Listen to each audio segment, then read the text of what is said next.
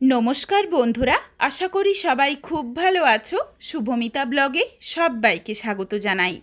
আজকে তোমাদের সাথে শেয়ার করব সম্পূর্ণ নিরামিষ কুমড়োর এক অপূর্ব রেসিপি।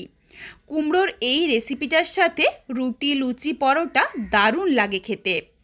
একদম মাত্র ঘরোয়া কয়েকটা উপকরণ দিয়ে তোমরা বানিয়ে নিতে পারো।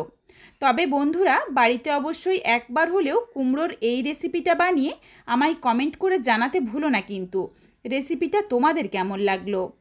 রেসিপিটা কেউ স্কিপ করো না। স্কিপ করলে আমি কি পদ্ধতিতে রেসিপিটা বানালাম বা কী মশলার অ্যাড করলাম সেটা তোমরা মিস করে যাবে। তখন হয়তো রেসিপিটা খেতে এতটা ভালো হবে না। তাহলে চলো বন্ধুরা, রেসিপিটা দেখে নেওয়া যাক। এখানে আমি প্রথমেই 500 গ্রাম কুমড়ো নিয়েছি।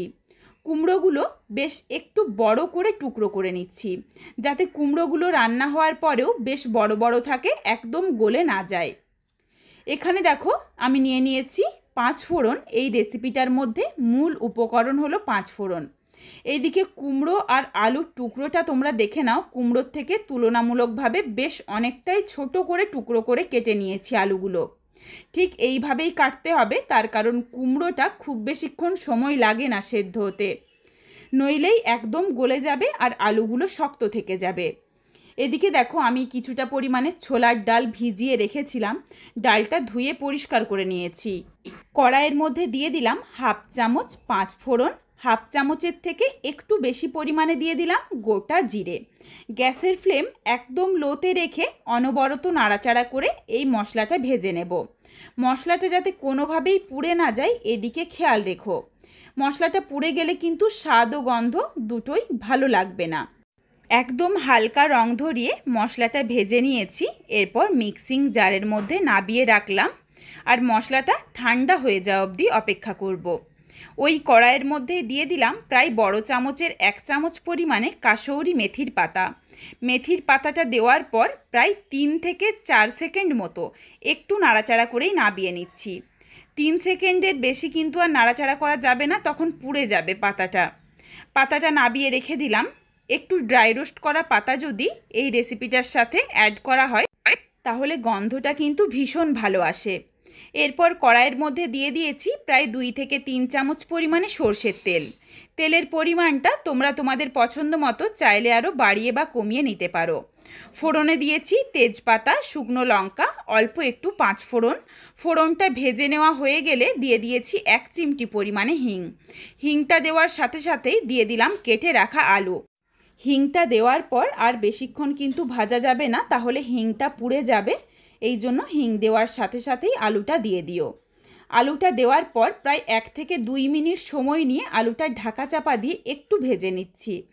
এখন কিন্তু আমি লবণের ব্যবহার করব না। আলুটা ভাজতে ভাজতে এদিকে দেখো মশলাটা ঠান্ডা হয়ে গেছে, একদম মিহি করে গুঁড়ো করে রেখে দিলাম। এরপর আলুটা হালকা করে ভেজে নিয়েছি। এরপর আলুর সাথে দিয়ে দিলাম ধুয়ে জল ঝরিয়ে রাখা ছোলার ডাল। ছোলার ডালটা কিন্তু আলাদা করে সেদ্ধ করে নেওয়ার কোনো রকম দরকার নেই, এরই সাথে সুন্দরভাবে ডাল সেদ্ধ হয়ে যাবে।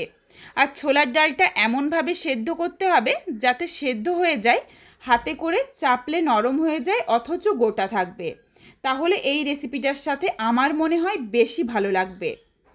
ছোলার ডালটা দিয়ে নাড়াচাড়া করে মিশিয়ে দিয়ে দিলাম কেটে রাখা কুমড়ো আর আলু বা ছোলার ডাল সমস্ত কিছু গ্যাসের ফ্লেম হাইতে করে নিলাম।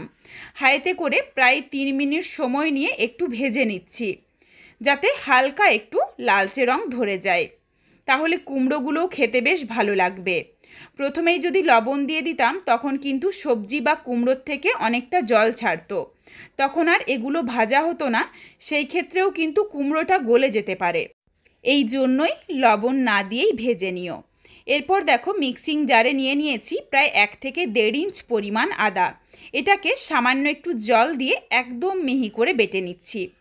হালকা একটা যখন রং ধরে গেছে আলু কুমড়োর মধ্যে, তারপর দিয়ে দিয়েছি স্বাদ অনুযায়ী লবণ দিয়ে নাড়াচাড়া করে মিশিয়ে নিয়েছি। আর এরই সাথে দিয়ে দিলাম মাঝারি সাইজের একটা টমেটো কুচি। টমেটোর সাথেই দিয়ে দিচ্ছি আদা বাটা। একদম একটু জল দিয়ে মিহি করে আদাটা বেটে নিয়েছিলাম। এরপরেই আদা আর টমেটো দিয়ে নাড়াচাড়া করে একটু মশলাটা কষিয়ে নিচ্ছি। এই রেসিপিটার মধ্যে তোমরা যদি না চাও তাহলে কিন্তু আদা বাটাটা বাদ দিয়েও রেসিপিটা বানিয়ে নিতে পারো, সেই ক্ষেত্রেও বেশ ভালো লাগবে। এরপর এর সাথে দিয়ে দিলাম অল্প একটু হলুদের গুঁড়ো আর ঝালের জন্য সামান্য একটু লঙ্কার গুঁড়ো। খুবই অল্প দিয়েছি লঙ্কার গুঁড়ো, তার কারণ এখানে আমি কাঁচা লঙ্কার ব্যবহার করব। তোমরা চাইলে কিন্তু গুঁড়ো লঙ্কাটা বাদ দিয়েও শুধুমাত্র কাঁচা লঙ্কা দিয়েও রেসিপিটা বানিয়ে নিতে পারো। তাহলে কাঁচা লঙ্কার একটা সুন্দর গন্ধ থেকে যায় রান্নাটার মধ্যে, আর খেতেও বেশ ভালো লাগে, আর রেসিপিটা স্বাস্থ্যকরও হয়। নাড়াচাড়া করে দেখো ভালোভাবে কষিয়ে নিয়েছি, মশলার কাঁচা গন্ধটা চলে গেছে। অথচ দেখো আলু আর কুমড়ো কিন্তু খুব একটা সেদ্ধ হয়নি, খুবই অল্প সেদ্ধ হয়েছে। এরপর জল দিয়ে প্রায় 8 থেকে 10 মিনিট সময় নিয়ে এটা সেদ্ধ করে নিতে হবে। জল দিয়ে নাড়াচাড়া করে মিশিয়ে নিলাম। এরপর এটা ফুটে যাওয়া অবধি অপেক্ষা করব। সুন্দরভাবে দেখো ফুটে উঠেছে। এরপর ঢাকনা দিয়ে ঢেকে গ্যাসের ফ্লেম লোতে করে ভালোভাবে সেদ্ধ হয়ে গেলে ফেরত আসছি। বেশ 8 থেকে 10 মিনিট পর দেখো ফেরত এসেছি। সুন্দরভাবে দেখো সমস্ত কিছু সুসেদ্ধ হয়ে গেছে। তোমাদের প্রথমে আগে আমি একটা ছোলার ডাল চেপে দেখিয়ে দিই। সুন্দরভাবে দেখো ডালটা গোটা রয়েছে, অথচ হাত দিয়ে চাপ দিলেই নরম হয়ে যাচ্ছে। কুমড়োগুলোও দেখো সুন্দরভাবে সুসেদ্ধ হয়ে গেছে, কুমড়ো বা আলু। এরপর আমি একটু খুন্তিতে করে চেপে নিচ্ছি যাতে রেসিপিটা একটু মাখো মাখো হয়ে যায়। তোমরা চাইলে এই রকম গোটা গোটাও রাখতে পারো।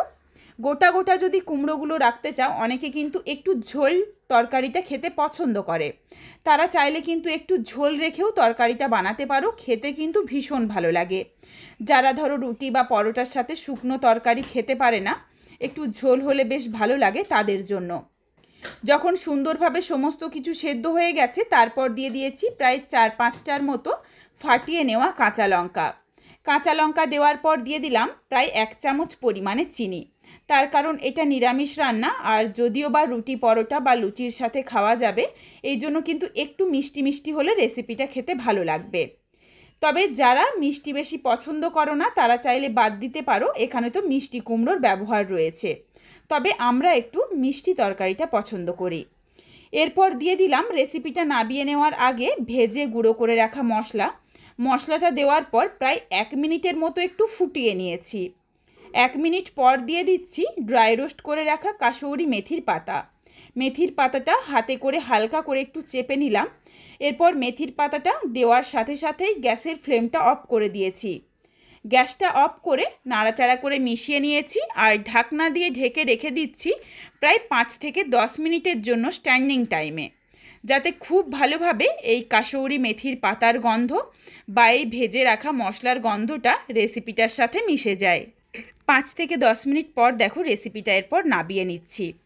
যেটুকু একটু গামাখো মনে হচ্ছে এটাও কিন্তু ঠান্ডা হয়ে যাওয়ার পর একদম শুকিয়ে যাবে। তবে বন্ধুরা আমি তোমাদের আবারও বলছি, যারা একটু ঝোল তরকারি বা মাখো মাখো তরকারি খেতে পছন্দ করো তারা চাইলে কিন্তু একটু ঝোল ঝোল রাখতেই পারো, বেশ ভালো লাগে খেতে। বন্ধুরা বাড়িতে অবশ্যই একবার হলেও কুমড়োর এই রান্নাটা করে আমায় কমেন্ট করে জানাতে ভুলো না কিন্তু রেসিপিটা তোমাদের কেমন লাগলো। রেসিপিটা তোমাদের যদি ভালো লাগে তাহলে লাইক করো, শেয়ার করে বন্ধুদের দেখার সুযোগ করে দিও। তোমরা যদি এই রকম নিত্য নতুন রেসিপি আরও পেতে চাও তাহলে অবশ্যই আমার চ্যানেলটিকে সাবস্ক্রাইব করে পাশে থাকা বেলটি অন করে অল নোটিফিকেশন অন করে দিও, যাতে আমার প্রত্যেকটা রেসিপির নোটিফিকেশন সবার প্রথমে তোমাদের কাছে পৌঁছে যায়। আবারও খুব শীঘ্রই হাজির হচ্ছি নতুন কোনো এক রেসিপি নিয়ে। পরবর্তী রেসিপি দেখার আমন্ত্রণ রইল। পুরো ভিডিওটা দেখার জন্য অনেক অনেক ধন্যবাদ। তাহলে আজকে আসি, সবাই ভালো থেকো, সুস্থ থেকো। আবারও শীঘ্রই দেখা হচ্ছে কিন্তু নতুন কোনো এক রেসিপির সাথে।